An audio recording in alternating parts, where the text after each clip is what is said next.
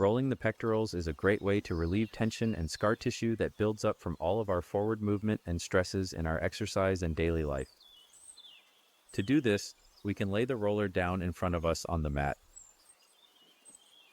The roller can stay parallel with the body like this. We can start at our shoulder and then roll inward toward our pectorals across our chest to search for any spots of tenderness. If we find a spot, we can stay on it before we continue to roll. Just 1 inch at a time is perfect. Keep it nice and slow, looking for any spots of tension in the chest muscles.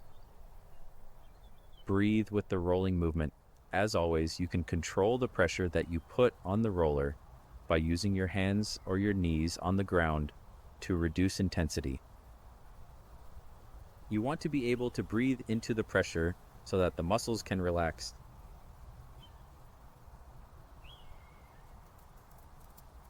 Continue to search back and forth until you feel like all of the tension is gone from your pectorals. 12 body zones, every pain condition, filtered by media type. Relief Radar at 321strong.com is the fastest way to find your recovery routine.